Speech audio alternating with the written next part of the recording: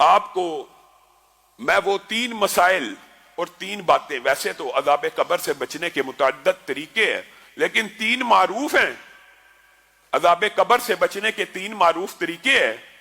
ان میں سے جو سب سے آسان، کہنے کو بہت مشکل ہے لیکن سب سے پسندیدہ اور اللہ کے ہاں سب سے محبوب اور آپ کے اور میرے لیے سب سے آسان طریقہ کیا ہے؟ اللہ کی راہ میں اپنی جان کو نچھاور کر دیا جائے۔ جو بندہ اللہ کے راستے میں شہید ہو جاتا ہے یا اللہ کے راستے میں کٹ جاتا ہے اس کو عذاب قبر نہیں ہوتا، یاد رکھیے۔ وہ سیدھا، یہ بھی صحیح حدیث سے ثابت ہے کہ جس وقت شہید کو وہ لمحہ آتا ہے کہ شہادت کا لمحہ، پچھلے جمعے میں وہ سارے فضائل آپ کے سامنے رکھے تھے، بالکل اسی وقت اس کی روح کو پرندوں کے قالب میں ڈال دیا جاتا ہے اور وہ پرندے جنت کے چشموں سے، جنت کے پھلوں سے خوراک حاصل کرتے ہیں اور پھر عرش عظیم کے سائے میں جو سونے کی قندیلیں لٹکی ہوئی ہیں وہاں پہ اپنے گھونسلوں کا بسیرا کرتے ہیں۔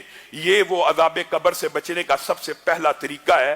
قبر کی زندگی بڑی لمبی ہے اور میں آپ کو ایک بات بتلاؤں، ضمنی طور پہ یہ جو دنیا کی زندگی ہے، یہ جتنے زندگی کے مدارج ہیں 7 8، ایک تو ہے نا زندگی کے وہ 4 مدارج، ان کی بات نہیں ہو رہی، یہ جو سلسلہ ہے زندگی کا، اس کے بعد موت ہے، اس کے بعد قبر ہے، اس کے بعد حشر ہے، اس کے بعد جی اٹھنا ہے، اس کے بعد میدان میں حساب کتاب ہونا ہے، اس کے بعد عدل کا نظام ہونا ہے، اس کے بعد دائیں یا بائیں میں نامہ مال پکڑا دینا ہے، اس کے بعد پل صراط سے گزرنا ہے، اس کے بعد جنت یا جہنم میں جانا ہے۔ یہ جو 7 8 یہ والے سلسلے ہیں، ان میں سے سب سے چھوٹا سلسلہ اگر کوئی ہے تو وہ دنیا کی زندگی ہے، اور ہم اسی دنیا کی زندگی کو اس طرح گزارنا چاہتے ہیں جیسے یہی حقیقی ہے۔ یہ سب سے چھوٹا لمحہ ہے، یہ سب سے چھوٹا وقت ہے۔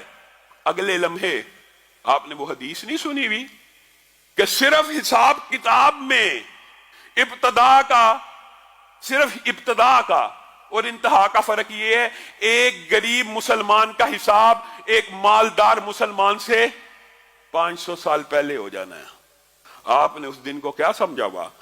نیک مسلمان کی بات کر رہا ہوں، جو بد ہیں ان کے لیے تو وہ دن بڑا مشکل اور سنگین ہے، نیکوں کے لیے بھی سنگین ہے۔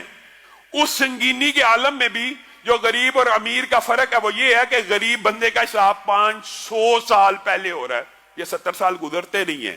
اس 70 سال کی وجہ سے انسان اپنی آخرت کو تباہ کر لیتا ہے، اپنے لیے آگ کو بھر لیتا ہے، اپنے لیے حرام کے رزق کے ذرائع اختیار کر لیتا ہے، اپنے لیے نماز چھوڑ دیتا ہے، رب کو نہیں پہچانتا اس چھوٹی سی زندگی کے لیے۔ اگلے سارے لمحے، اگلے سارے مرحلے اس زندگی سے بڑے آنے والے ہیں۔ بتائیے قبر میں گئے ہوئے باو اجداد کو کتنے کتنے برس ہو چکے ہیں۔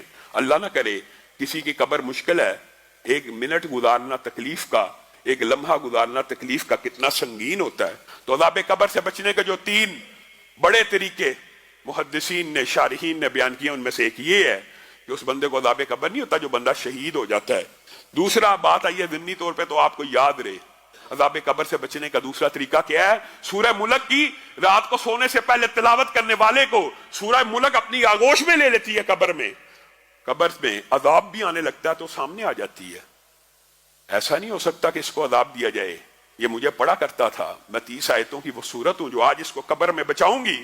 تیسری بات صدقہ، وہ جو مشکل کے وقت، وہ جو مصیبت کے وقت اپنی جیب تنگ تھی لیکن اللہ کے راستے میں دے دیا، وہ صدقہ بھی قبر کے اندر بندہ مومن کے لیے ہر عذاب کے راستے میں رکاوٹ بن جاتا ہے۔ یہاں سے آ رہا سامنے کھڑا ہے، اس نے 1 روپیہ تب خرچ کیا تھا جب اس کو ضرورت تھی، اس نے 1000 تب خرچ کیا تھا جب گھر میں بل آنے والا تھا، اس نے 10,000 تب خرچ کیا تھا جب خود بیوی بچوں کو روٹی کھلانی تھی، لیکن اللہ کے راہ میں دے دیا۔ یہ 3 معروف طریقے ہیں۔